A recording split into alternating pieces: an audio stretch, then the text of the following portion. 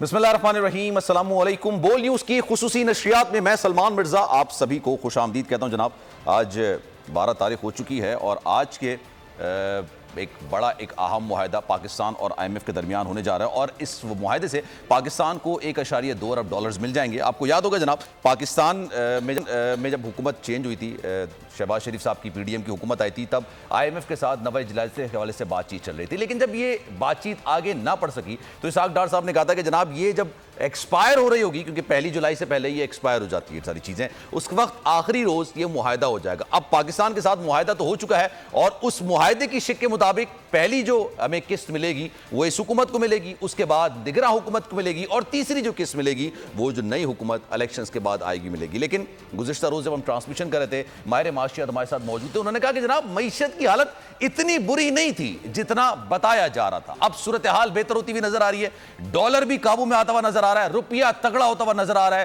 Pakistan stock exchange کی بات کریں تو جناب اس میں بھی تیزی دیکھنے میں آ رہی ہے اور 1991 سے لے کے اب تک 178 سرکاری اداروں کی نجکاری کی جا چکی ہے، جن کی مجموعی مالیت 6.5 کھرب روپے ہے۔ حکومت مستقبل میں بھی متعدد سرکاری اداروں کی نجکاری کا ادارہ رکھتی ہے، ان میں بجلی کی تقسیم کار کمپنیاں، اسٹیل مل، ہاؤسنگ سوسائٹیز، اس کے علاوہ فائنینسنگ کارپوریشن بھی شامل ہیں، جبکہ پی آئی اے اور گیس کمپنیز کے شیئرز فروخت کا منصوبہ بھی ہے۔ سرکاری سطح پر نجکاری کا عمل پاکستان پرائیویٹائزیشن کمیشن کے تحت عمل میں لایا جاتا ہے، جس کا قیام 22 جنوری 1991 کو فائنینس ڈویژن کے ایک ذیلی ادارے کے طور پر ہوا ہے۔ ایک رپورٹ جناب تیار کی ہم نے، پہلے رپورٹ دیکھ لیتے ہیں۔ عامر ضیاء ہمارے ساتھ موجود ہیں، شبر زیدی صاحب ہمارے ساتھ موجود ہیں، گفتگو کا سلسلہ آگے بڑھائیں گے۔ رپورٹ آپ نے ملاحظہ کی، ہمارے مہمان ہمارے ساتھ موجود ہیں، شبر زیدی صاحب نے مجھے جوائن کیا ہے، کسی تعارف کے محتاج نہیں، اور عامر ضیاء صاحب بھی ہمارے ساتھ موجود ہیں، گفتگو کا سلسلہ آگے بڑھاتے ہیں۔ شبر زیدی صاحب السلام علیکم، کیسے ہیں آپ؟ بسم اللہ الرحمن الرحیم۔ آپ نجکاری کی بات کر رہے ہیں؟ جی سر، پہلے تو نجکاری کی بات کر رہے تھے، ہم ساری چیزوں کی بات کریں گے۔ سر یہ آج 12 تاریخ ہے، آج معاہدہ ہو رہا ہے یا سٹاف لیول کا معاہدہ تو ہو چکا تھا نا، تو آج کیا پیش رفت ہوگی؟ دیکھیں، مجھے امید ہے کہ آج جو آئی ایم ایف کا بورڈ آف ڈائریکٹرز ہے وہ پاکستان کا جو ایگریمنٹ ہوا ہے $3 بلین کا، اس کو اپروو کر دے گا اور یہ پاکستان کو جو $3 بلین کی اسسٹنس آنی ہے یہ ایز پر دا پروسیجر آ جائے گی۔ اس میں مجھے کوئی قباحت نظر نہیں آتی، مگر جس طرح میں بار بار آپ لوگوں کو یہ بات کہتا رہا ہوں اور آج پھر کہہ رہا ہوں کہ اگر کوئی یہ سمجھتا ہے کہ آئی ایم ایف کے قرضہ ریسیو کرنے سے یا سعودی عرب کے ڈپازٹ کرنے سے پاکستان کی معیشت کے اندر، معیشت کی بات کر رہا ہوں میں، معیشت میں کوئی بھلائی آئے گی، تو اس کو پاکستانی معیشت کے بنیادی خد و خال کا کوئی اندازہ نہیں ہے، اور وہ یہ نہیں جانتا کہ پاکستانی معیشت آج کس سٹیپ پہ پھنسی ہوئی ہے۔ جو کچھ آج ہو رہا ہے یہ صرف آپ کے ڈیفالٹ کو ٹیمپریری ریفر کر رہا ہے۔ ہمارا جو شارٹ فال ہے، جو ہمیں بیرونی قرضات ادا کرنے ہیں، اس کا شارٹ فال ہے، وہ ابھی بھی میرے حساب سے بیلنس نہیں ہے، اور پاکستان اپنے بیرونی خراجات ری پروفائلنگ کے بغیر ادا نہیں کر سکتا، یہ بات بالکل واضح ہے۔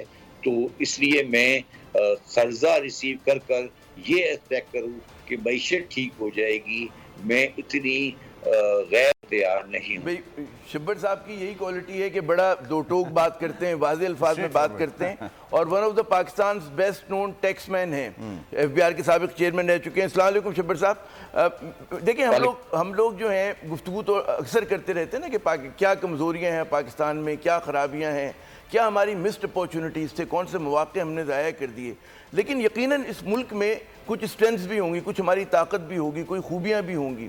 اگر ذرا سا آج ہم ڈائریکشن بدلتے ہیں کہ وہ تو ہمیں حفظ ہو گئی نا، تمام کمزوریاں ہم نے اتنی بار سنی کہ جناب یاد ہو گئیں، دل پہ نقش ہو گئیں، کچھ آپ ہمیں بتائیے کہ آپ کے خیال میں اسٹرینتھس کیا ہیں؟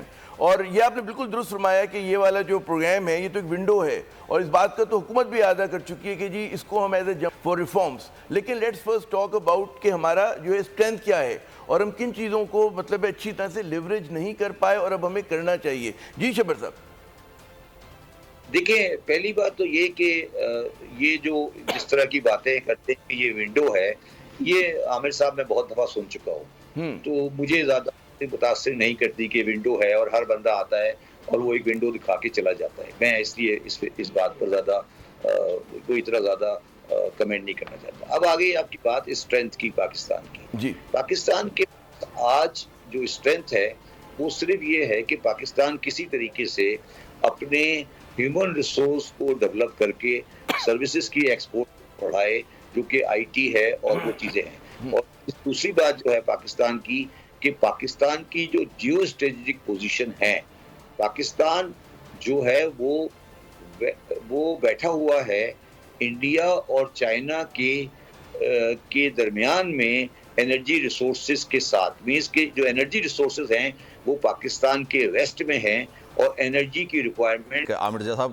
بڑی امپورٹنٹ بات انہوں نے کی, انہوں نے کہا کہ نا 14 اگست کو ہماری حکومت ختم ہو جائے گی. ویسے 13 اگست پارلیمنٹ کا آخری دن ہے, موجودہ پارلیمنٹ کا. انہوں نے کہا 14 اگست کو ہماری حکومت ختم ہو جائے گی. ساتھ ساتھ انہوں نے کہا پھر اکتوبر میں یا نومبر میں انتخابات ہوتے ہیں, لیکن انہوں نے 2 مہینے بتا دی کہ اکتوبر میں بھی ہو سکتے ہیں, نومبر میں ہو سکتے ہیں. لیکن اپنی گفتگو کا جو ان کا محور تھا نا وہ یہ تھا کہ جناب 14 اگست کو, جو کہ غالباً 1 مہینہ 2 دن یا 1 مہینہ تقریباً اتنا ہی رہ گیا ٹائم, 1 مہینے بعد ان کی حکومت ختم ہو جائے گی, اور اس کے بعد پھر ظاہر سی بات ہے نگراں حکومت ہوگی, اور پھر وہ 2 مہینے میں الیکشنز کراتے ہیں یا پھر 3 مہینے میں الیکشنز کراتے ہیں. اگر مدت پوری کریں گے تو ظاہر سی بات ہے 2 مہینے میں ہوگے, اگر مدت سے پہلے ختم کر دیں گے اسمبلیاں تو 3 مہینے کی طرف جائیں گے. لیکن اکتوبر نومبر میں عامر صاحب یہ انہوں نے بولا ہے کہ انتخابات ہو جائیں گے. میں یہ نہیں کہہ سکتا کہ خبر دی ہے شہباز شریف صاحب نے, لیکن وہ جو خبر بہت دنوں سے گردش میں کلیریفیکیشن دے دی, اس کو انہوں نے وہ کیا ہے, انڈوز کیا ہے, اس کو انہوں نے کنفرم کیا ہے.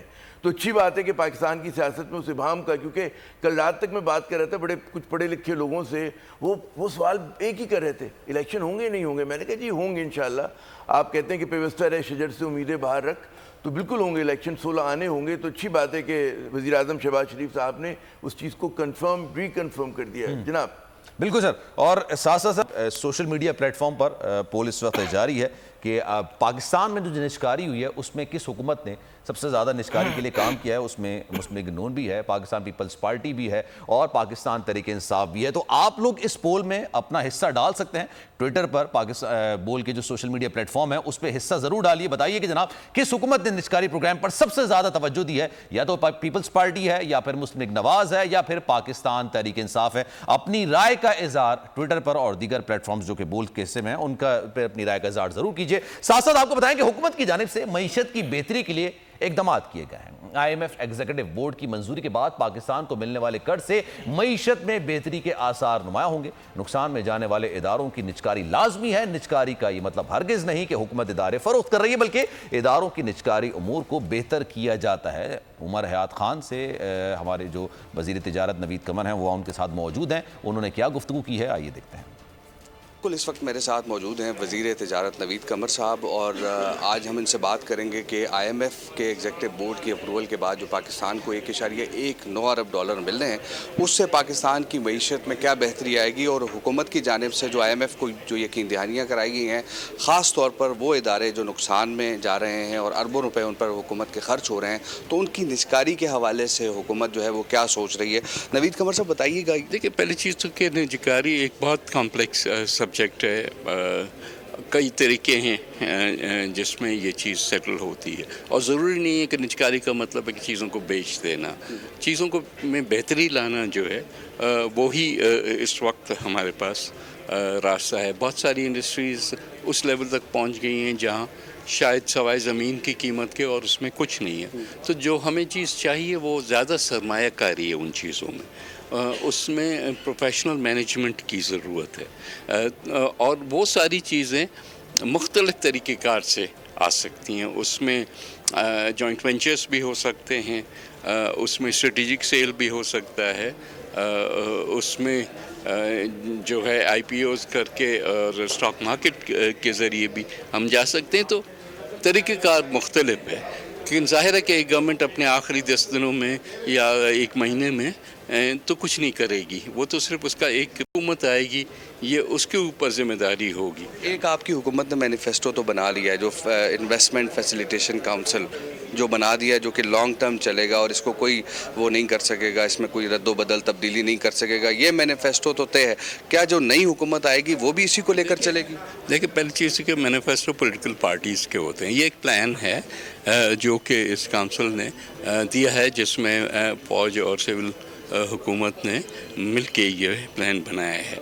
یہ بھی ایک اچھا پلیٹ فارم دیتا ہے فورن انویسٹرز کو کہ آ کے ان چیزوں میں انویسٹمنٹ کرے جو کہ ابھی تک وہ یہاں نہیں جا رہے تھے. بہت بہت شکریہ. نوید قمر صاحب ہمارے ساتھ موجود تھے. انہوں نے کہا کہ جو فیسیلیٹیشن کاؤنسل انویسٹمنٹ کے لیے بنائی گئی ہے تو وہ بھی ایک پلان موجود ہے، لیکن جو سیاسی جماعتیں ہیں وہ معیشت پر اپنا پلان جو ہے وہ لے کر آئیں گی، کیونکہ سیاسی جماعتوں نے الیکشن لڑنا ہے اور عوام کو بتانا ہے کہ ان کے کیا، ٹھیک ہے جناب، ان کی کیا. بہت شکریہ. ساری صورتحال سے آپ آگے رہتے. نوید قمر کی بھی آپ نے گفتگو ملاحظہ کی. اچھا عامر زیہ صاحب، سر یہ بھی وزیر اعظم شہباز شریف صاحب خطاب کر رہے تھے، دو اہم باتیں اس میں. ایک تو انہوں نے الیکشنز کے حوالے سے بات کی، 14 اگست کو ان کی حکومت ختم ہو جائے گی، یہ والے سوال سے بات کی. لیکن انہوں نے کہا آج 12 تاریخ ہے اور آج جو ہے وہ مذاکرات ہوں گے، معاملات ہوں گے اور ہو سکتا ہے مذاکرات کامیاب ہو جائیں. تو سر یہ تو پہلے تو خبریں آ گئی تھیں نا کہ سٹاف لیول کا معاہدہ ڈن ہو گیا ہے ہمارا اور اس کے بعد ہمیں 3 قسطوں میں رقم ملے گی IMF کے ذریعے. جی دیکھیں، بات یہ ہوتی ہے کہ ایگزیکٹو بورڈ کی منظوری ضروری ہوتی ہے، اور جب اسٹاف لیول معاہدہ ہو جاتا ہے تو جو ایک کہتے ہیں رول آف تھم ہے کہ جناب فوراً اس کی آپ کو منظوری بھی مل جاتی ہے.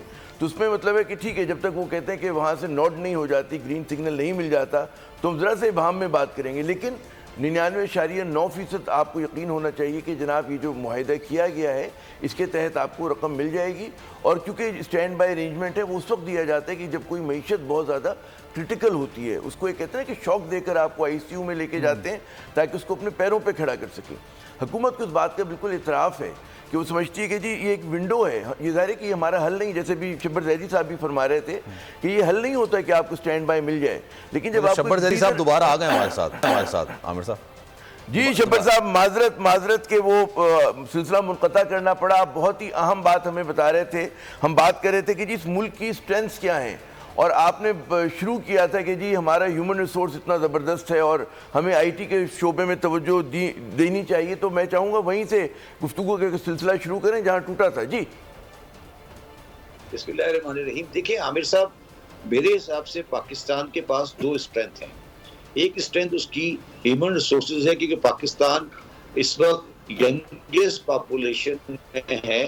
مطلب جو ینگ انڈر 25 ہے اس میں پاکستان کے پاس one of the highest population ہے، اور پاکستان کا پرسنٹیج دنیا میں ہائیسٹ. اب ہمارے پاس یہ جو ہماری ایسٹ ہے، مگر اگر آپ اس کو صحیح طرح استعمال کریں گے تو یہ ایسٹ ہے، اور اگر یہی پاپولیشن آپ استعمال نہیں کریں گے تو یہ لائبلٹی بن جائے گا. تو پاکستان کا بنیادی ایسٹ جو ہے وہ ہے educated manpower, especially in service, engineer, doctors, اور یہ لوگ ہیں جو پاکستان کے لیے فیوچر میں آپ کو ایک ریسورس پرووائڈ کر سکتے ہیں. دوسرا ایسٹ میں نے آپ کے سامنے جو پہلے ابھی بیان کیا تھا وہ یہ ہے کہ پاکستان کی ایک جیو اسٹریٹجک پوزیشن ہے جو پاکستان ہمیشہ اپنے مشرقی ہمسایوں کے خلاف استعمال کرتا رہا ہے. یہ کہ ہم جی ہمارے ویسٹ سائڈ پر ہے تو ہم اپنی جو ریجنل اسٹرینتھ ہے اس کو جو ہمارے ایسٹ سائڈ پہ ممالک ہیں، اس میں انڈیا بھی ہے، چائنا بھی ہے، آگے میانمار بھی ہے، بنگلہ دیش بھی ہے، اس کے لیے استعمال کریں. اور گیس کی پائپ لائن ہمارے علاقے سے گزرے، ہم اس سے ہم بھی فائدہ اٹھائیں اور ہمارے نیبرز بھی فائدہ اٹھائیں. یہ پاکستان کا مستقبل ہے. اگر اس کے علاوہ کوئی اور بات کوئی سمجھتا ہے تو وہ پاکستان کو نہیں جانتا. دوسرے جی بڑی مطلب عرصے سے یہ چیز جو ہے آن دا ٹیبل ہے کہ جناب گیس پائپ لائن کا وہ ہو، انڈیا بھی اس میں شامل ہو، ایران بھی شامل ہو، اس طرح کی بھی گیس لائن جو ہے پروپوز کی گئی ہے، ترکمنستان سے کی گئی ہے نا. یہ بنگلہ دیش جائے گی، میانمار جائے گی، ویتنام جائے گی. سر دیکھیے میری بات سنیں نا، آپ ویتنام کو دیکھیں، بنگلہ دیش کو دیکھیں، میانمار کو دیکھیں، اور آگے دیکھیں پورا دنیا میں، یورپ میں دیکھیں رشیا سے ایئر لائن جاتی ہے، پائپ لائن جاتی ہے جو ٹل دا اینڈ جاتی ہے. ٹرکی اور کہاں جاتے ہیں وہ لوگ لے کے.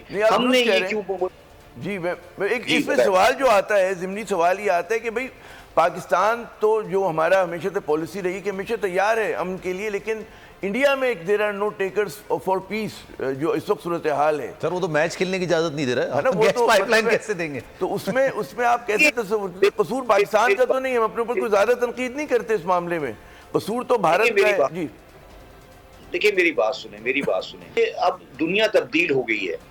آپ نے ابھی ایک بندہ پیچھے سے بات کر رہا تھا کہ میچ بھی نہیں کرنے دیتے. آپ میچ تو نہیں کر رہے، مگر آپ کو پتا ہے کہ انڈینز ہمارے کمپنی کے شیئر خریدتے ہیں فرام سنگاپور. ہم انڈین کمپنی کے شیئر خرید سکتے ہیں in the stock exchange in Singapore. تو تجارتی اور کمرشل تعلقات جو ہوتے ہیں دنیا میں وہ ہمیشہ اس کو اوور رائڈ کرتے ہیں ان چیزوں کو، اور ہم ابھی تک اپنے اسی پرانے پیراڈائم میں جو ہم نے 1945 میں اور 1960 میں اچیو کیا تھا اس پہ بیٹھے ہوئے ہیں. یہ نہ انڈیا یہ کبھی چاہے گا کہ وہ انرجی کے ریسورسز سے دور رہے اور درمیان میں ایک ہوسٹائل کنٹریوں کے درمیان میں رہے. یہ ان کے لیے بھی سمجھداری کی بات ظاہر ہے کہ ہم جو ہے بالکل درست فرمایا. میں ذرا آتا ہوں اسی موضوع کی طرف جس کے لیے ہم ٹرانسمیشن کریں اگر آپ اجازت دیں.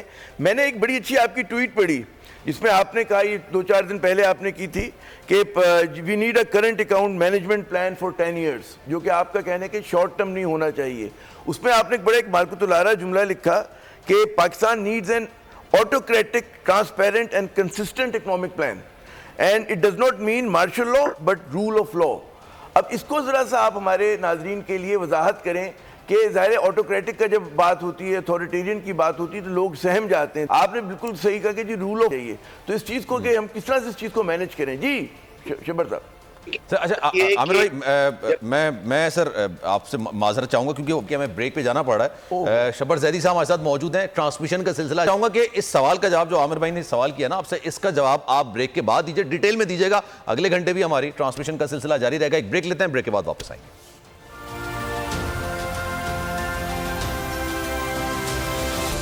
جناب ایک بار پھر سے ٹرانسمیشن میں آپ کو خوش آمدید کہتے ہیں. عامر ضیاء صاحب ہمارے ساتھ موجود ہیں اور شبر زیدی بھی ہمارے ساتھ موجود ہیں. بیچ میں بریک آ گیا تھا اس لیے بات کا جو مسلسل رابطہ چل رہا تھا وہ منقطع ہو گیا تھا. شبر زیدی صاحب، سر آپ بات کر رہے تھے، جواب دے رہے تھے، لیکن مجھے بریک لینا پڑا ہیڈ لائنز کی وجہ سے. سر آپ کنٹینیو کریں. دیکھیں، میں آپ کو یہ بات عرض کر رہا تھا کہ پاکستان کو اب اپنے معاشی حالات کو غیر جذباتی طریقے سے دیکھنا پڑے گا. اچھا. اور طریقے سے دیکھنے کا طریقہ یہ ہے کہ ہم یہ کوشش کریں کہ ہمارے جو بیرونی ہیں اس کو ادا کرنے کی ہمارے پاس صلاحیت ہو، اور ہم اپنا کرنٹ اکاؤنٹ کا جو ڈیفیسٹ ہر سال کرتے ہیں وہ ختم ہو. اس کے لیے ہمیں 3 چیزیں کرنی ضروری ہوں گی. پہلی، ہماری جو نیٹ ریمیٹنسز، مطلب ہمارے پاس جو ایکسپورٹ سے آ رہی ہیں یا ہمارے پاس ریمیٹنسز آ رہی ہیں، وہ ہمارے کرنٹ اکاؤنٹ کا جو امپورٹ ہے اس کے بل سے کم ہو. آج اگر ہم پاکستان کی معیشت کو ریگولر طریقے سے چلاتے ہیں تو وہ تقریباً 8 سے 10 بلین کم از کم نیگیٹو آتا ہے، جو ہمیں کہیں سے فائنینس کرنا پڑتا ہے، جو ہمارے ڈیفیسٹ میں ایڈ ہو جاتا ہے. تو پہلا مقصد پاکستان کی معیشت کو صحیح کرنے کا یہ ہے کہ کرنٹ اکاؤنٹ کو بیلنس کیا جائے. اب یہ ہمارا بنیادی مقصد نہیں پورا ہو رہا، کیونکہ اگر آپ دیکھیں تو لاسٹ ایئر میں ہم نے اس سال کرنٹ اکاؤنٹ بیلنس کیا ہے، مگر کرنٹ اکاؤنٹ بیلنس ہم نے اس طرح معیشت کا سائز چھوٹا ہو گیا اور ہم نے امپورٹ پہ کرو لگا کر ڈسکریٹ مینر میں ہم نے کرنٹ اکاؤنٹ بیلنس کر لیا.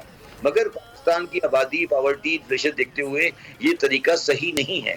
تو اگر پاکستان کی معیشت ریگولر طریقے سے چلے گی تو آج کے حالات میں 5 سے 8-10 بلین کا ڈیفیسٹ آنا ضروری ہوگا. تو ہمیں سب سے پہلا جو ہمارا اسٹیپ ہونا چاہیے کہ ہم اس ڈیفیسٹ کو کور اپ کریں، کیونکہ اگر یہ ڈیفیسٹ آتا رہا تو ہماری لون کی لائبلٹی نہ صرف کہ نہیں پے ہو سکے گی بلکہ وہ ایڈ ہوتی جائے گی. تو پہلا پلان پاکستان کا یہ ہوتی ہے. میں جو بات کر رہا تھا، سوری مجھے اب یاد آ گیا، میں نے جو بات کی تھی وہ autocratic rule of law but without martial لا.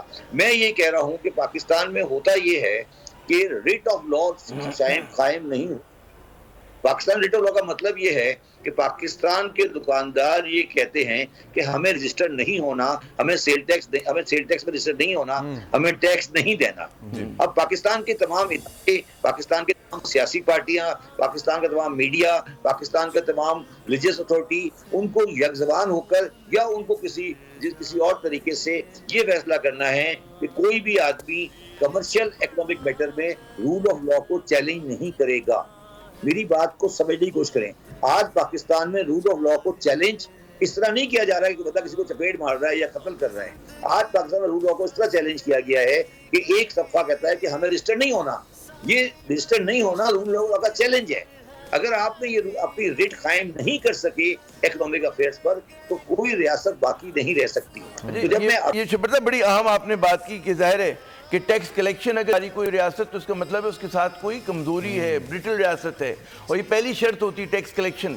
اچھا یہاں پر ہم دیکھتے ہیں کہ حکومت ظاہر ہے کہ جب وہ براڈ نہیں کر سکتی ٹیکس نیٹ پورے پوٹینشیل کے مطابق ہم نہیں عامر صاحب مین نا میں عقیل کریم ڈیڈی صاحب نے بھی جوائن کر لیا، آپ چاہیں تو ان سے بھی سوال کر سکتے ہیں۔ میں ان سے بھی کہتا ہوں شبر صاحب سے کیونکہ جڑا ہوا سوال ہے اسی سے، پھر میں عقیل کریم ڈیڈی صاحب کے پاس بھی جاتا ہوں۔ تو اس میں ہم دیکھتے ہیں کہ حکومت جو ہے وہ ایک ہی چیز پر زور دیتی ہے کہ جی شبر صاحب سے رابطہ منقطع ہو گیا۔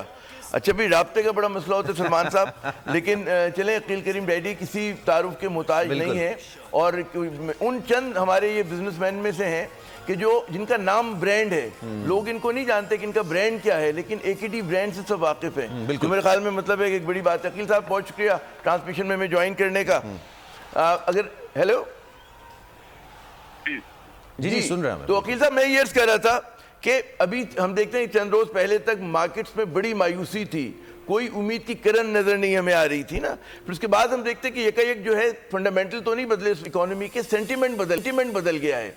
آپ کے خیال میں سینٹیمنٹ کس حد تک جو ہے مطلب اسی طرح جاری و ساری رہے گا، اور کیا کرنا پڑے گا اس سینٹیمنٹ کو مزید مضبوط کرنے کے لیے؟ جی دیکھیں، جو پیچھے کانفیڈنس لیول میں جو کمی آئی تھی وہ صرف اسی وجہ سے تھی کہ آپ کو ری پیمنٹ کرنی تھی۔ اب ری پیمنٹ کے لیے آپ کو IMF کی طرف سے جانا ضروری تھا، تو IMF سے ان کی نیگوشیشن کی کافی نیگیٹو نیوز آ رہی تھی، لوگوں کا خیال تھا کہ شاید اور باقی بھی ہمارے جو انکلوز فرینڈلی کنٹری تھے وہ سارے لنک تھے IMF سے۔ تو ظاہری بات ہے کہ اس سچویشن میں یہ لوگوں کو اندازہ ہو رہا تھا کہ شاید ہم ڈیفالٹ کر سکتے ہیں اگر IMF پیسہ نہیں دے گا، لیکن اچانک راتوں رات ایک نیوز آتی ہے اور وہ یہ IMF سے آپ کو اسٹینڈ بائی لون ارینجمنٹ ہو جاتا ہے۔ اب اس کے ساتھ آپ نے دیکھا سعودی عرب سے بھی $2 بلین کا انفلو ہو گیا، باقی جگہوں سے بھی آپ کے انفلوز آنا شروع ہو جائیں گے، تو آپ کے اب ڈیفالٹ ہونے کے چانسز ختم ہو گئے۔ اب یہ ہے کہ دوسرا جو ہمیں بینیفٹ مل رہا ہے اس وقت، دنیا میں ہائر انٹرسٹ ریٹ کی وجہ سے کوموڈیٹیز کی پرائس کافی گری، تو وہ جیسے پہلے ہم کول $450 کا امپورٹ کر رہے تھے، آج کول کی پرائس $94 ہو گئی۔ اسی طرح پام آئل بھی کافی نیچے آیا ہے، اسی طرح آپ کا کروڈ وغیرہ کی بھی پرائس کافی گری ہے۔ تو اب پاکستان کو ایک اپورچونیٹی ملی ہے، اور وہ اپورچونیٹی ان کو اویل کرنی پڑے گی اچھی پالیسی دیکھ کے، اور ٹیکس کلیکشن کا نیٹ بڑھانے کی ضرورت ہے، کیونکہ ہر گورنمنٹ کو اپنی ول قائم کرنے کی ضرورت ہے، کیونکہ اگر آپ یہ سبسڈی سے باہر نکلیں راتوں رات۔ عقیل کریم ڈیڈی صاحب یہ بات آپ نے بالکل درست کہی، جب بھی بجٹ آتا ہے نا ہم یہ بات ضرور کر رہے ہوتے ہیں کہ ٹیکس نیٹ کو بڑھانے کی ضرورت ہے، ٹیکس کو بڑھانے کی ضرورت نہیں ہے، لیکن ابھی ہم نے دیکھا IMF کے معاہدے سے پہلے بھی ایک بار پھر سے عوام پر بوجھ ڈالا گیا، ٹیکس نیٹ کو نہیں بڑھایا گیا، اور پھر ابھی شبر زیدی صاحب بھی بات کر رہے تھے کہ ہمارے جو بزنس مین ہیں، چھوٹے دکاندار ہیں، اسمال بزنس مین ہیں، وہ نہیں چاہتے کہ وہ ٹیکس نیٹ میں شامل ہوں۔ دیکھیں، یہ شامل تو اب ہونا پڑے گا، بہت ہر آدمی کی خواہش ہوتی ہے وہ ٹیکس نیٹ میں نہ آئے، کیونکہ ٹیکس نیٹ میں آنے کے بعد ہرڈل بہت زیادہ آتی ہے۔ ٹیکس تو دینے میں شاید ان کو اتنے بڑے ایشو نہیں ہوتے ہیں، لیکن جو ہرڈلس ہوتی ہے وہ زیادہ ان کو پرابلم کریٹ کرتی ہے۔ اب وغیرہ کے لیے بھی ایک پالیسی بنائی جائے جو دور ہو جائے، تو میں سمجھتا ہوں صبر جیسی جیسے لوگ بیٹھے ہوئے ہیں یہ آپ کو زیادہ بہتر بتا سکتے ہیں کہ جو کرپشن ہے اس کو روکا کیسے جا سکتا ہے، کیونکہ یہ اندر بیٹھ کے باہر آئے ہیں، ہم لوگ کو باہر بیٹھ کے بات کر رہے ہیں، تو بہتر آپ کو زیادہ یہی بتا سکتے ہیں۔ لیکن یہ سب کچھ اب کرنے کی ضرورت ہے۔ اب آپ کے ڈیفیسٹ بہت زیادہ بڑھ چکے ہیں، اب آپ نے لون بھی کافی لے لیا ہے، اب آپ کی ایکسپورٹ کو بڑھانے کی بھی ضرورت ہے۔ اگر یہ ساری چیزیں ہم نہیں کریں گے تو ہمیں نقصانات تو بہت نقصانات ہوں گے۔ عقیل صاحب بڑی آپ نے مناسب بات کی کہ جو کچھ کرنا ہے ابھی کرنا ہے۔ آپ نے بڑی اہم بات کی ٹیکسز کے حوالے سے، اور شبر زیدی صاحب سے ہمارا جو سلسلہ منقطع ہوا تھا دوبارہ سے جڑ چکا ہے۔ شبر صاحب وہ جو عرض کر رہے تھے نا کہ وہی انہی لوگوں کو ٹیکس نیٹ میں لایا جاتا ہے، ان کے اوپر مزید جو ہے بوجھ ڈال دیا جاتا ہے جو آلریڈی ٹیکس پیئر ہیں، بڑا بزنس ہے، بگ بزنسز کارپوریٹ ہو گئے، سیلریڈ کلاس ہو گئی۔ پیغام یہ دیا جاتا ہے کہ جناب آپ یا تو انڈر دا ریڈار رہیں یا چھوٹے لیول پہ آپریٹ کریں۔ تو کیا آپ کے خیال میں، تو آپ نے بالکل صحیح نشاندہی کی، جو ہماری شٹر پاور ہے، ٹریڈرز ہیں، شاپ کیپرز ہیں، ان کو ٹیکس ہونا چاہیے. ایگریکلچر انکم کے اوپر کیوں نہیں بات ہوتی ہماری اتنی زور و شور سے جتنی ہونی چاہیے؟ جی شبر صاحب. دیکھیے عامر صاحب، دو چیزوں کو میں تھوڑا اور کلیریفائی کر دوں. ایگریکلچر انکم ٹیکس اور ایگریکلچر اکنومی دو الگ الگ چیزیں ہیں. اگر آپ ایگریکلچرسٹ جو ایکچولی اگا رہا ہے اور بیچ رہا ہے اس کی انکم کی بات کریں، اور ٹریڈر ہے جو ایگریکلچر پروڈکٹ میں ڈیل کر رہا ہے، یہ دو الگ الگ چیزیں ہیں. جو اصل منافع ہے وہ ان لوگوں کے پاس ہے جو ایگریکلچر کی ٹریڈ میں انوالو ہیں، جو آڑتی ہیں، جو درمیان میں ہول سیلر ہیں، ریٹیلر ہیں. جو ایگریکلچرسٹ اٹ سیلف ہے اس کے پاس وہ مارجن نہیں ہے، مگر دونوں کو ٹیکس ہونا چاہیے. مگر جو بات ابھی آپ سارے بات کر رہے ہیں، میں اس بات سے بالکل ٹوٹلی ڈس ایگری کرتا ہوں کہ پاکستان کے ٹیکس کو نہیں بڑھنے کی وجہ کرپشن ہے، یا ٹیکس کے سسٹم میں کوئی پریشانی ہے، یا کچھ بندہ ٹیکس میں آتا ہے اس کو لوگ تنگ کرتے ہیں. بڑی سمپل سی بات ہے کہ پاکستان کی ریاست اور پاکستان کی اسٹیبلشمنٹ، میں بہت بڑی بات کر رہا ہوں، اسٹیبلشمنٹ وہ نہیں چاہتی کہ پاکستان میں ٹیکس کا نظام، ٹیکس کا سسٹم بڑھے، کیونکہ ان کو پہلے یہ سسٹم پولیٹیکلی سوٹ کر رہا تھا. لیکن سر یہاں پہ ایک وہ جو پوائنٹ کانٹیسٹ آپ کر سکتے ہیں کہ حکمراں اشرافیہ پہ یقیناً تنقید، جی کہ حکمراں اشرافیہ پہ یقیناً تنقید ہوتی ہے کہ جاگیردار بیٹھے ہماری پارلیمنٹ میں جو لا میکنگ کرتے ہیں وہ جس طرح کی. ریکارڈ کر لو.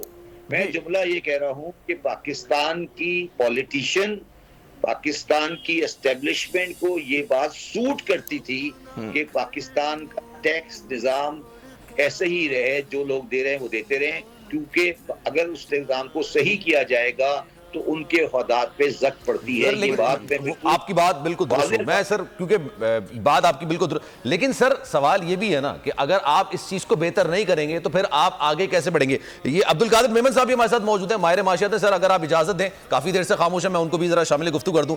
عبدالقادر میمن صاحب یہ بتائیے، ٹیکس کلیکشن کی بات ہر وزیر خزانہ کرتا ہے، ہر بجٹ سے پہلے ٹیکس کلیکشن کی بات ہوتی ہے، کہا جاتا ہے ٹیکس کلیکشن کیا جائے گا، ٹیکس دینا چاہیے. لیکن سر میرے جیسے لوگوں کے لیے، عامر صاحب کے لیے، ایک عام انسان کے لیے ٹیکس پے کرنا ہی ایک بہت بڑی حجت سمجھی جاتی ہے. آپ بینک میں اکاؤنٹ کھلوانے جائیں گے نا، آپ کو 150 پیجز کا پورا ایک پمفلٹ تھما دے گا کہ یہاں سگنیچر کریں، یہاں سگنیچر کریں. ہمارے لیے ٹیکس کلیکشن یا ٹیکس دینے کا جو عمل ہے وہ اس حد تک مشکل بنا دیا جاتا ہے کہ پھر یا تو ہمیں وکیل ہائر کرنا پڑتا ہے، اس کو الگ پیسے دینے پڑتے ہیں، تو انسان کہتا ہے یار نہیں کرتے. چلو ٹیکس کلیکشن کا عمل اتنا ایزی کرنا چاہیے کہ اگر میں 100 روپے ٹیکس دے رہا ہوں تو میں 200 روپے ٹیکس دوں. آج کل کا معاملہ یہ ہے کہ 100 روپے جو ٹیکس دیتا ہے وہ پھر کہتا ہے یار میں نہیں دیتا، 50 روپے دے دیتا ہوں. نہیں، سب سے پہلے تو بہت شکریہ، اور یہ بھی کلیئرٹی کر دوں کہ میں کوئی ماہر معاشیات نہیں ہوں، میرا اکنامکس نہیں سے کوئی واسطہ نہیں ہے. میں ٹیکس کا ایک ادنا سا وکیل ہوں اور اس کی پریکٹس کرتا ہوں. تو سر پھر میں نے آپ سے سوال پہلے کر دیا کہ آپ کی بات بالکل ٹھیک تھی. نہیں، آپ نے بالکل ویلڈ سوال کیا. میں صرف اپنے سوال کا جواب دے رہا ہوں کہ ایکچولی دیکھیں، سب سے بڑی بات جو ہے وہ یہ ہے کہ یہ ابد سے یہ کہا جا رہا ہے، اور یہ اگر آپ آدم اسمتھ کی 1860 کی کتاب بھی اٹھا کے دیکھیں گے جس میں کینن آف ٹیکسیشن لکھا گیا ہے، اس میں سب سے امپورٹنٹ جو پہلو ہے وہ یہ ہے کہ لا کو سمپلیفائی ہونا چاہیے، ایسا ہونا چاہیے جس کو امپلیمنٹ کرنے میں مشکل نہ ہو، اور اتنا ہونا چاہیے جو اس کی کیپیسٹی ہو. انفارچونیٹلی وہ یہ رہا ہے اس وقت کہ ان لوگوں پہ بوجھ زیادہ ڈالا جا رہا ہے جو آلریڈی ٹیکس کے نیٹ میں ہیں، اور ان کی کیپیسٹی اب وہ بیونڈ دی کیپیسٹی ہو گئی ہے کہ وہ ٹیکس کریں. کچھ سیکٹرز میں یہاں تک بھی ہوا ہے سر کہ وہ اگر اس کو سپر ٹیکس اور یہ ساری چیزیں شامل کر لی جائیں تو ریٹ آف ٹیکس 70% ہو جاتا ہے. تو اس کو ریشنلائز ہونے کی ضرورت ہے، اس کو سمپلیفائی ہونے کی ضرورت ہے. اور پاکستان واحد ملک ہے دنیا کا جس میں ٹیکس ریفارمز پہ میرے خیال میں سب سے زیادہ لکھا گیا ہے، لیکن انفارچونیٹلی ٹیکس ریفارم کو امپلیمنٹ نہیں ہو سکتا، جس کے لیے شبر صاحب نے بھی ابھی بات کی، جس کے لیے عقیل صاحب نے بھی بات کی. اس میں گورنمنٹ کو ول دکھانی ہوگی اپنی، اور گورنمنٹ سر ول نہیں دکھائی جاتی نا. میں اب یہ کام ایک صاحب سے بھی یہ بتانا ہوگا میں سوری وہ کر رہا ہوں، بیچ میں آ رہا ہوں، سلمان کو بھی میں نے بات کرنے سے روکا۔ عقیل کریم ڈیڈی صاحب سے ہمارا رابطہ جو منقطع ہوا تھا دوبارہ بحال ہو گیا۔ عقیل صاحب ایک بڑا سوال ہے اور اس کے بعد میں شبر صاحب کی طرف جاؤں گا، وہ بھی ایک اور ان سے بڑا ایک اہم سوال ہمیں کرنا ہے کہ ہمیشہ حکومت سے جو ہے ہماری بزنس کمیونٹی اور جو جیسے ادارے ہیں، ایسوسیشن ایپٹما ہو گئی، کے سی سی آئی ہو گئی، ایف پی سی آئی ہو گئی، مطالبے کرتے رہتے ہیں اور پھر الزام یہ لگتا ہے کہ حکومت ان کو جو ہے ضرورت سے زیادہ کنسیشن دیتی ہے، قربانی ہمیشہ حکومت سے مانگی جاتی ہے۔ کوئی بزنس مین کو بھی قربانی دینی چاہیے، کوئی ان کو کس طرح کے میجرز لیں کہ وہ پاکستانی معیشت میں کنٹریبیوٹ کر سکیں؟ جی عقیل صاحب۔ سب سے اچھی بات آپ نے ابھی کی ہے، اس ملک میں جب تک گورنمنٹ اچھی پالیسی نہیں بنائے گی اور اس پالیسی پہ گورنمنٹ کھڑی رہے، کبھی فیڈریشن چلی جاتی ہے، کبھی چیمبر چلا جاتی ہے، کبھی پاکستان بزنس کونسل چلی جاتی ہے، اور ہوتا یہ ہے کہ پولیٹیکل اسٹیبلٹی ہونے کی وجہ سے ہر آدمی کی خواہش ہوتی ہے کہ کسی کو ہم ناراض نہ کریں، اور جب آپ کسی کو ناراض نہیں کریں گے تو پھر تو آپ کو مٹھائیاں بانٹنی پڑے گی، تو لوگ پولیٹیکل برائب دیتے ہیں تاکہ آپ کے خلاف کوئی بیان نہ دے، اور اس پولیٹیکل برائب کی صورت میں ہم ان کو کمپنسیٹ کرتے ہیں۔ پاکستان میں یہ روایتیں ختم ہونی چاہیے، اور اگر یہ نہیں ہوگی ختم تو ظاہری بات ہے کہ پھر یہ جو نقصان ہم اٹھا رہے ہیں یہ اٹھاتے ہی رہیں گے۔ اس میں اور بھی میں آپ کو ایڈ کر دوں، بہت سارے ایسے لوگ ہوتے ہیں جن کو آپ گورنمنٹ میں بٹھا دیتے ہیں اور وہ لوگوں کے کنسلٹنٹ بھی ہوتے ہیں۔ اب جب وہ کنسلٹنٹ کو آپ اپنے پاس بٹھاؤ گے تو وہ اپنے کلائنٹوں کے مفاد کو تو پہلے دیکھیں گے، باقیوں کو بعد میں دیکھیں گے۔ بزنس میں پلس کنسلٹنٹ، اب یہ میں کسی کا نام نہیں لوں گا، بدمزگی والی بات ہوگی، لیکن سب کو پتا ہے کہ کون آدمی کس کے لیے کیا کرتا ہے۔ پاکستان کو ٹھیک کرنے کے لیے بہت کچھ کرنا ہے۔ یہ چیدہ باتیں جو میں نے بتائی ہے، اگر کوئی گورنمنٹ ایسی آ جائے وہ یہ کہے کہ بھائی مجھے اس کی کوئی پرواہ نہیں ہے، کہ بھائی اگر وہ میرے ساتھ اچھی طرح رہتے ہیں نہیں رہتے، بزنس مین اگر وہ ایک اچھی پالیسی بنائے، ملک کے انٹرسٹ کی پالیسی بنائے، ملک کے ریونیو کلیکشن جس طریقے سے ہم ڈیفیسٹ میں جا رہے ہیں، آپ کبھی بھی اپنے پاؤں پہ کھڑے نہیں ہوں گے۔ اس کنڈیشن میں ٹیکس نیٹ بڑھانے کی ضرورت ہے، ہر صورت کوئی آدمی ٹیکس سے باہر نہیں رہنا چاہیے۔ صرف ایک بات کو ذہن میں رکھنا چاہیے، جو سیلری کلاس جس کی منتھلی 12 لاکھ روپے سال کی یا 18 لاکھ روپے انکم ہے، ان کو ہر میں ٹیکس نیٹ میں نہیں لانا چاہیے، اور ان لوگوں کو لانا چاہیے جن کی ایکچوئل انکم ہے اور وہ ٹیکس دینے کی پوزیشن میں ہے۔ ہمارے یہاں ہم یہ بھی کرتے ہیں کہ سیلری کلاس کے اوپر ٹیکس زیادہ ٹھوک دیتے ہیں، اور ان لوگوں پہ جو سال کے 18 لاکھ کماتے ہیں۔ آپ کی بات عقیل صاحب درست بالکل صحیح ہے، لیکن سر ہمارا ایک ادارہ ٹیکس کلیکشن کے حوالے سے اس کی کریڈیبلٹی کتنی ہے سر؟ آپ کے ملک کے اندر زیادہ تر جو ٹیکسز ہیں وہ انڈائریکٹ ٹیکسز میں کلیکٹ ہوتا ہے۔ میں پہلے ہی کہہ چکا ہوں، اس کی آپ کریڈیبلٹی کے بارے میں معلومات کسی سے بھی نہ لیں، جتنے بھی ایکسپرٹ بیٹھے خدا کے واسطے کسی سے نہ، وہ خود ہی بتا دیں۔ یہ سب کو پتا ہے یہ ملک کرپشن سے پاک نہیں ہے۔ کرپشن یہاں بڑھتا جا رہا ہے، کم کبھی بھی نہیں ہوا۔ صرف اگر ایف بی آر نے صحیح کام کیا تھا تو پرویز مشرف کے دور میں کیا تھا، اس کے علاوہ کبھی بھی اس نے صحیح کام نہیں کیا۔ اس کے دور میں ایف بی آر میں بہتر پرفارم کیا تھا، اس کے دور میں گورنمنٹ کے ادارے بہتر پرفارم کیے تھے۔ آج میں کسی بھی صورت میں ماننے کو بھی تیار نہیں ہوں اگر کوئی مجھے کہے جتنی ٹیکس گورنمنٹ کلیکشن کرتی ہے اتنی برائب آپ دیتے ہیں۔ یہ آپ ذہن میں رکھو، اور اگر کوئی یہ کہتا ہے تو سفید جھوٹ بولے۔ سوچے کتنا بڑا ہمارا ٹیکس نیٹ ہو سکتا ہے۔ شبر زیدی صاحب موجود ہیں ہمارے ساتھ۔ شبر صاحب، جو ایک بڑا سوال مجھے یاد ہے کہ کئی مرتبہ آپ نے، ایک تو اس پہ بھی کامنٹ کیجئے گا جو اے کے ڈی صاحب نے فرمایا، لیکن آپ نے کئی مرتبہ اس ایشو کو اٹھایا کہ جی اسمگلنگ کس طرح سے ہماری اکانومی کو ڈیمیج کر رہی ہے، اور ظاہر ہے کہ وہ بھی آپ کا اس سے آپ ریونیو کے لاسز ہوتے ہیں، آپ کا ٹیکس کلیکشن کا نیٹ جو بڑھ سکتا ہے پاسبلی نہیں بڑھ پاتا۔ اس پہ ذرا آپ ہمیں بتائیے گا کہ how smuggling is hurting Pakistan economy. جی یار مجھے ایک بات بتاؤ، ابھی جو بات کر رہے تھے کریڈیبلٹی کی، آپ کے بندے نے بات کی تھی ابھی کسی صاحب نے، مجھے یہ بتائیں کہ آپ کہہ رہے ہیں کہ ٹیکس کلیکشن اتھارٹی کی کریڈیبلٹی نہیں ہے۔ آپ ان صاحب سے پوچھے، اس لیے بیان دیا تھا کہ کریڈیبلٹی پاکستان میں کس ادارے کی ہے؟ سپریم کورٹ کی ہے؟ یہ کیوں اس طرح کی گفتگو کرتے ہیں؟ سر اس کا مطلب یہ تو نہیں ہے نا کہ جو اس پوائنٹ پر آ جاتے ہیں جو شبر صاحب کہہ رہے ہیں. شبر صاحب وہ اگر اس پر آ جائیں یہ ایک ہو گیا کہ ٹھیک ہے آپ لوگوں نے یہ آپ نے سیکھ لیا ہے کہ بلا وجہ کے جملے استعمال کرتے ہیں. کریڈیبلٹی نہیں ہے. کریڈیبلٹی پاکستان میں سول گورنمنٹ کی ہے, ہیلتھ ڈپارٹمنٹ کی ہے, پاکستان میں سپریم کورٹ کی کریڈیبلٹی ہے. پاکستان کی سپریم کورٹ نے پاکستان کے کس طرح کے فیصلے کیے ہیں آپ کو اندازہ. تو یہ کہنا کہ ایک ادارے کی کریڈیبلٹی نہیں ہے اور باقی سارے ادارے کام کر رہے ہیں, جب سارے ادارے صحیح کام کریں گے تو باقی سارے ادارے وہ ادارہ بھی صحیح کام کرے گا. میں اس کو سپورٹ نہیں کر رہا, مگر یہ جو بیان بازی بلا وجہ کی کہ جی ایف بی آئی کی کریڈیبلٹی نہیں ہے, وہ بھائی سپریم کورٹ پاکستان کی کریڈیبلٹی ہے. وہ بیٹھے ہوئے ہیں, اس سے پوچھے ذرا گفتگو کر کے کہ کریڈیبلٹی سمجھتے ہیں کہ سپریم کورٹ میں اسپلٹ نہیں ہے, کیا ایک دوسرے کے خلاف فیصلے نہیں لکھ رہے, وہ کیا پاکستان میں سپریم کورٹ میں جسٹس انور اللہ نے فیصلہ نہیں کیا, کیا پاکستان میں جسٹس منیر کا فیصلہ نہیں ہے, کیا باتیں کر رہے ہیں؟ اچھا شبر صاحب اسی جو ہم معیشت کے اوپر آ جاتے ہیں کیونکہ ظاہر ہے کہ ہمارے یہاں تو اتنے ہر چیز میں اتنی متنازع ہے اس ملک میں ہر چیز. جی آپ یہ سمجھائیں کہ یہ ریٹرک نہیں ہے. جب آپ میرے ساتھ گفتگو کریں میں آ رہا ہوں اسی سوال پر آتا ہوں میرے ساتھ کبھی ریٹرک پریزنٹ نہیں کریں کہ آپ 15 جملے بولنے ضروری نہیں ہے میرے ساتھ گفتگو نہیں آپ سے. جی شبر صاحب میں یہ عرض کر رہا تھا کہ 15 جملوں کی بات نہیں ہے, ایک اسپیسیفک کوسچن میں نے کیا تھا جس پہ آپ کو آلریڈی بہت کام ہے, ٹھیک ہے نا, اس کے اوپر اگر آپ روشنی ڈال سکیں اور جو ٹیکس کلیکشن کے ہمارے اور چیلنجز ہیں. جی کہ میں کیا ہوں اور کیا جواب دے رہا ہوں. دوسری بات اب میں آتا ہوں اسمگلنگ کے اوپر. میں نے اسمگلنگ کے اوپر آپ کو ایک پروگرام میں جواب دیا تھا, اور جو بات میں نے کی تھی وہ پاکستان میں کوئی کر نہیں سکتا. جب میں چیئرمین ایف بی آئی تھا تو میں نے کوئٹہ میں بلوچستان ایران کی اسمگلنگ پہ ہاتھ ڈالا تھا, اور اس کے اوپر میرا جو کلیکٹر کسٹم تھا اس کو گولی مار دی گئی تھی. اور اس کے بعد میں نے آپ کی پبلک اسٹیٹمنٹ ہے, آپ چاہے ریکارڈ پہ دیکھ لیں, مجھے ہر طرف سے پریشرائز کیا گیا تھا کہ آپ اسمگلنگ کے خلاف اپنی مہم کو واپس لیں.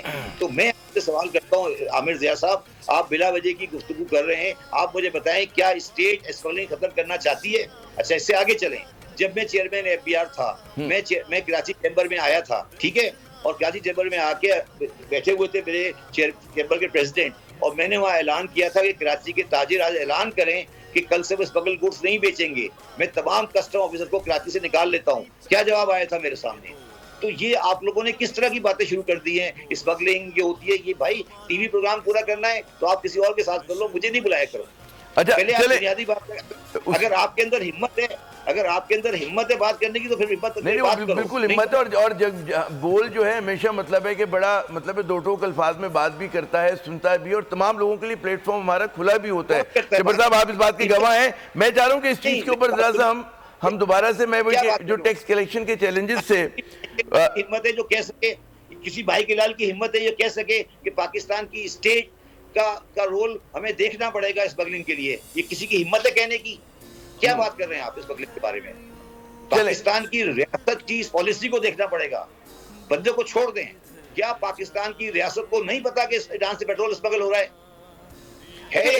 اس کی وجہ یہ بھی ہے شبر صاحب, اگر آپ دیکھیں تاریخی اعتبار سے ہمارا وہ اتنا پورس بارڈر ہے افغانستان کا بھی اور ایران کا بھی, کہ اور بہت سارے وہاں پہ اور مطلب تاریخی ہسٹوریکل مسائل ہیں. آپ درست کہہ رہے ہیں, ایک ماڈرن اسٹیٹ کو ایسرٹ کرنا چاہیے, لیکن بعض صورتوں میں ماڈرن اسٹیٹ ایسرٹ نہیں کر پاتی, وہ اس کو خیال کرنا پڑتا ہے. کچھ لوکل معاملات ایسے ہوتے ہیں. جی گفتگو بند کرو نا. ہاں نہیں, لیکن اگر ہم اس پہ بات ہی نہیں کریں گے, کیونکہ ظاہر ہے کہ سفر جو ہے وہ رفتہ رفتہ طے ہوتا ہے نا. میری بات سنیں, بات کرو پوری کرو نا, پھر بات کرو, ہمت کرو, دل میں جگرا پیدا کرو بات کرنے کا. جی وہ بالکل, یہ تو نہیں ہے کہ بات کری, آدھی بات کری, گول گھما دیا تو مجھے نہیں بلا لو. اور ایسے پاکستان میں 5,000 آدمی ہیں جو آپ سے گفتگو کرنے کو تیار ہوں گے, ٹی وی پہ آنے کو تیار ہوں گے. مجھے نہیں, یہ ایشو نہیں. شبر صاحب آپ سے تو خیر ایک ہونا تو بالکل ایک تفصیلی مزید ہمیں وہ کرنا چاہیے. اگر آپ مجھے اجازت دیں, وہ عقیل کریم صاحب اگر موجود ہیں ہمارے ساتھ. جی عقیل صاحب, ایک تو ذرا سا یہ ہے کہ جو چیلنجز کی ہم بات کرتے ہیں, آپ نے بالکل بڑا درست کہا کہ جی ہمارے جو انٹرسٹ گروپس ہیں وہ بہت زیادہ مطلب ہے کہ گورنمنٹ کو جو ہے ان سے کنسیشن مانگتے ہیں. تو اور اس کی وجہ سے ہم دیکھتے ہیں کہ وہ پالیسیز بن رہی ہوتی ہیں کہ جس سے ملک کی معیشت کو نہیں بلکہ کسی ایک سیکٹر کو ضرورت سے زیادہ فائدہ ہوتا ہے. اسی میں ایک بہت بڑا ایشو آ جاتا ہے زرعی اعنات کا, سبسڈیز کا. آپ کے خیال میں کتنا ضروری ہے سبسڈیز کا, جو اننیسیسری سبسڈیز ہیں ان کا خاتمہ؟ جی دیکھیں, آپ پہلے تو آپ کی کراپ کی سائز بہت چھوٹی ہوتی تھی، اب تو آپ کی پاکستان میں جو ایگریکلچر سیکٹر کی کراپ کی سائز 12,000 پہ پہنچ گئی ہے۔ تو آپ صرف یہ دیکھ لیں کہ آپ کی فرٹیلائز وغیرہ کی جو سیل ہے وہ 800 ارب پہ چل رہی ہے۔ تو اب آپ کو کوشش ضرور کرنی چاہیے، لیکن اور میں صبر جیدی صاحب نے جو باتیں کی ہیں تو میں چاہتا ہوں کہ آج انہوں نے بڑی اچھی بات کی کہ دل ہونا چاہیے، جگہ ہونا چاہیے بات کرنے کے لیے، تو ان کو صرف مجھے سوال کا صرف جواب دیں، باقی نہیں ہے کہ وہ ادھر ادھر کی بات نہ کریں۔ صبر جیدی صاحب فرسٹ کوشچن کے جناب ٹرانسمیشن میں ایک بار پھر سے آپ کو خوش آمدید کہتے ہیں، اور مہتاب حیدر صاحب نے بھی مجھے جوائن کیا، ان سے بھی ذرا بات کریں گے، لیکن عامر صاحب آپ ذرا بات کرنا چاہ رہے تھے شبر زیدی صاحب موجود ہیں ہمارے ساتھ۔ السلام علیکم شبر۔ وعلیکم السلام۔ جی میں یہ عرض کر رہا تھا کہ شبر زیدی صاحب آج جب سے ہماری ٹرانسمیشن کا آغاز ہوا ہمارے ساتھ ہیں، اور انہوں نے بڑا وقت دیا، حالانکہ کیونکہ ایک دو بیچ میں وقفے طویل آ گئے تھے، کچھ تقاریر آ گئی تھی، وزیر اعظم صاحب کی تقریر بھی آ گئی تھی، تو وہ بات کا جو ایک ردم ہوتا ہے وہ بار بار متاثر ہوا۔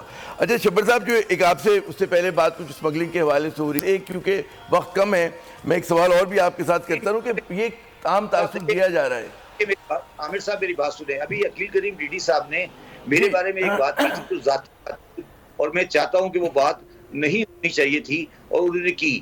وہ یہ ہے کہ انہوں نے کہا کہ میں کسی کچھ بڑے بزنس مین کا کنسلٹنٹ تھا اور پھر میں نے ان کے لیے کوئی ایمنسٹی کی تھی۔ جی میں ان کو شاید یہ جاننا چاہتا ہوں کہ ایمنسٹی یا ڈکلیریشن لا جو آیا تھا وہ 2018 میں آیا تھا پاناما لیک کے بعد، اور 2018 میں گورنمنٹ مسٹر خاقان عباسی کی تھی، اس میں میرا کوئی رول نہیں تھا، اور یہ جو ڈکلیریشن اسکیم آئی تھی یہ نواز شریف صاحب کے کہنے پر زبیر صاحب نے بنائی تھی اس کا ڈرافٹ، اور اس کا میرا کوئی تعلق نہیں تھا۔ تو جو آپ کے مہمان گرامی آتے ہیں ان سے دو درخواست کر دیں، پہلے میری ذات کے بارے میں گفتگو کرنے سے پہلے پرہیز کریں، اور چلے پوائنٹ نوٹڈ، آپ نے بڑا اچھا کیا کہ وہ ریکارڈ اسٹریٹ۔ شبر صاحب اگر ایک کوئی کومنٹ اگر دے سکے، پھر ہمیں مہتاب حیدر ہمارے دوست موجود ہیں، سینئر صحافی ہیں، یہ ایک خیال ہے بہت، اور لوگ آرگیو کرتے ہیں کہ کچھ منسٹریز ایسی ہونی چاہیے جو ٹیکنوکریٹس کے پاس ہوں، اس میں سیاستدانوں کا لینا دینا نہ ہو، جس میں فائنانس منسٹری ہو، انرجی کی منسٹری ہو، پرائیویٹائزیشن کی ہو، کامرس اینڈ ٹریڈ کی ہو، انڈسٹری کی ہو۔ آپ کا کیا خیال اگر کوئکلی اس میں ہو کہ جی سیاستدان جب آتے ہیں وہاں بھرتیاں؟ جی عامر شاید آپ تھوڑا سا میری رائٹنگ کو نہیں پڑھ رہے، شاید اس قابل نہیں ہے کہ آپ پڑھتے ہو۔ میں بالکل پڑھتا ہوں، میں جی جو لوگ نہیں پڑھتے جی سن لو بات سن لو پوری۔ میں نے بزنس ریکارڈر کے اندر 1947 سے لے کر 2023 تک کی فائنانس منسٹرز کی پوری لسٹ بنا کے دی تھی جی، اور میں آج آپ کو بتا رہا ہوں کہ پاکستان کے فائنانس منسٹر 47 سے لے کر آج تک ہمیشہ ٹیکنوکریٹ رہے ہیں۔ یہ غلط فہمی ہے ہماری، ٹیکنوکریٹ نہیں رہے۔ آپ حساب ڈال کوئی الیکٹڈ نمائندے نہیں ہیں، وہ ایک ٹیکنوکریٹ ہیں، سینیٹ کی سیٹ پہ اپائنٹ ہو کے آئے ہیں۔ پاکستان کی تاریخ میں 47 سے لے کر آج تک کبھی نان ٹیکنوکریٹ وزیر خزانہ نہیں رہے۔ اسد عمر صاحب آئے تھے، 9 مہینے بعد چلے گئے۔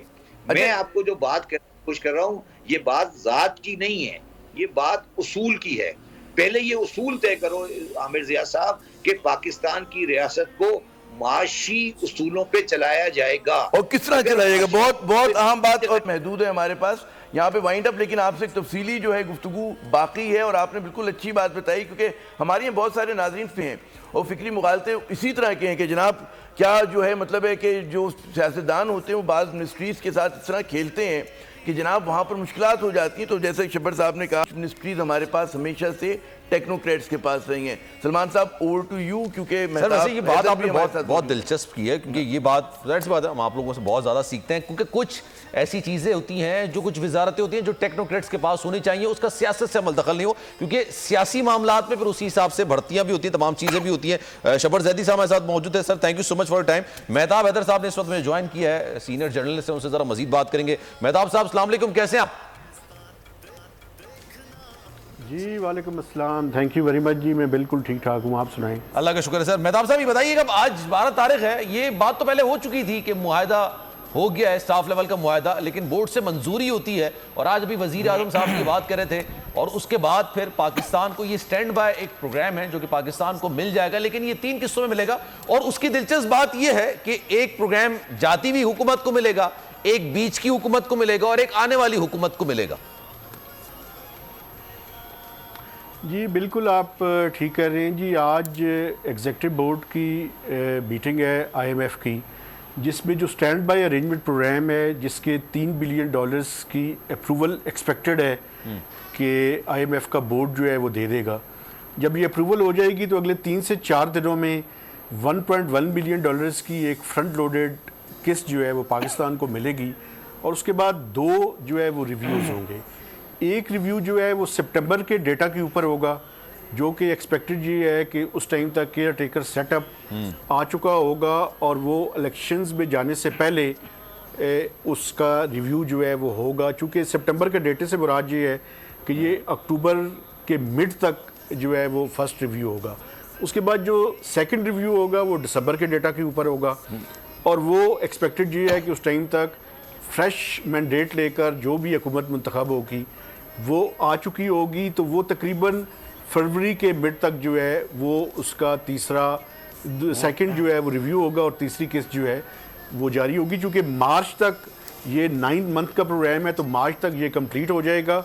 लेकिन इसमें असल जो बात है वो बिल्कुल आपने ठीक की कि एक किस्त जो है ये PDM की जो गवर्नमेंट है इसके दौरान मिल जाएगी, एक किस्त एक्सपेक्टेड है कि केयर टेकर्स को मिलेगी, और एक किस्त जो है वो मिल जाएगी। मेहता भाई ये बताइएगा, ये जो बोर्ड से आप मंजूरी की बात करेंगे, उम्मीद जाहिर की जा रही कि आज मंजूरी मिल जाएगी, ये खाना पूरी है बेसिकली, या ये रिजेक्ट वाली सिचुएशन भी हो सकती है, अल्लाह ना करे?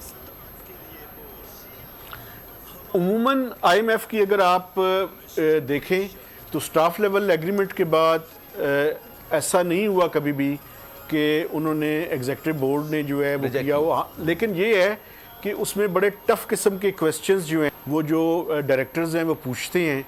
इसी वजह से आपने देखा कि IMF की टीम ने तीनों जो मेजर पॉलिटिकल पार्टीज़ हैं, एक के साथ तो उन्होंने नेगोशिएट कर रहे थे, वो पीपल्स पार्टी के साथ भी मिले और भी ज़मान पार्क में जाके कोई 1 घंटा तक जो है उनकी मुलाकात हुई।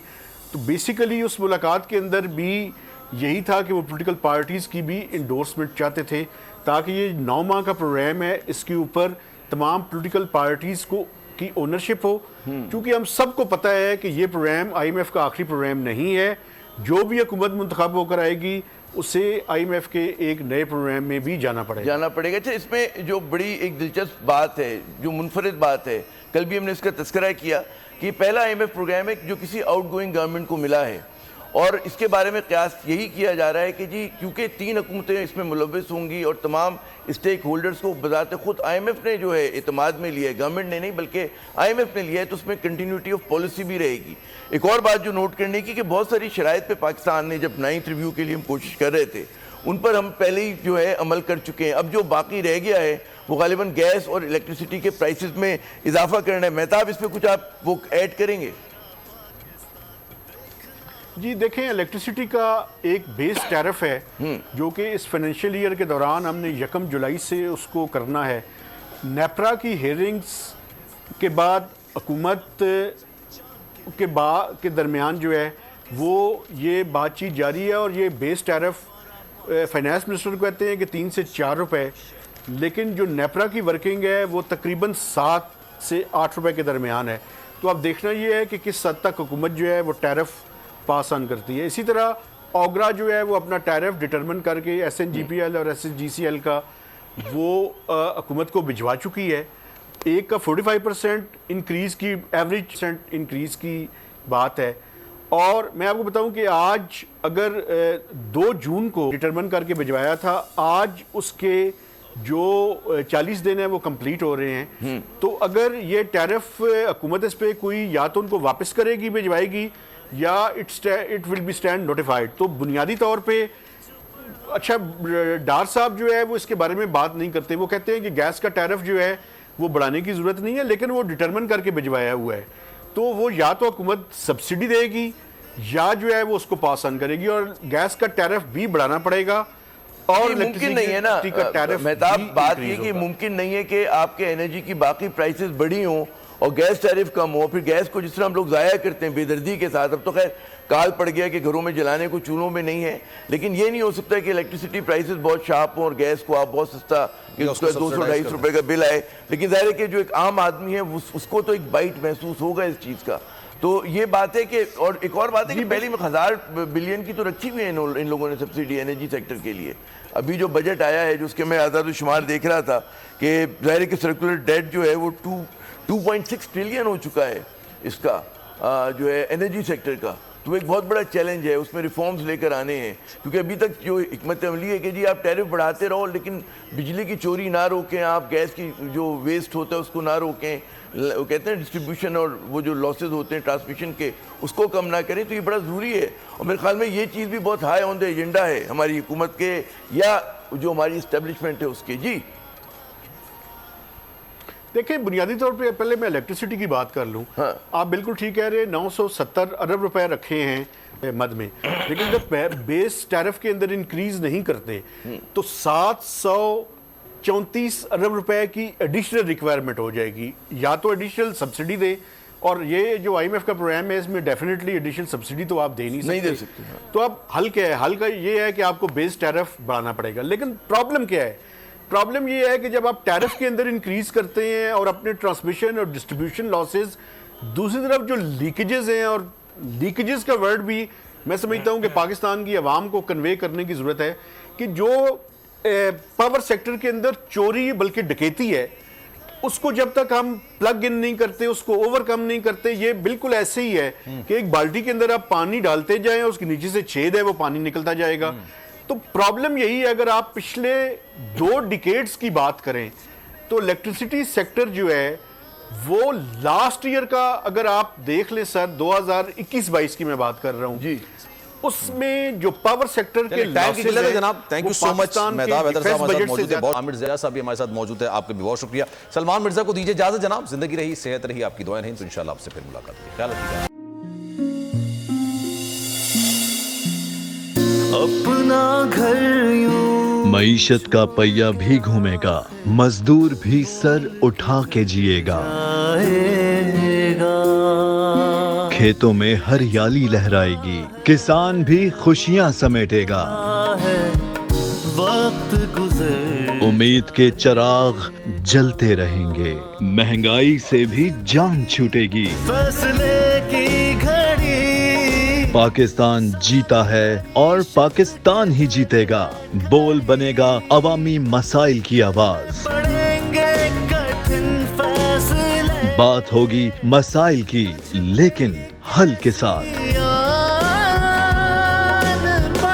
دیکھیے خصوصی نشریات مشن معیشت بدھ کے روز 1 بجے صرف بول نیوز پر. سبسکرائب کریں اور بیل دبائیں تاکہ کوئی خبر رہ نہ جائے.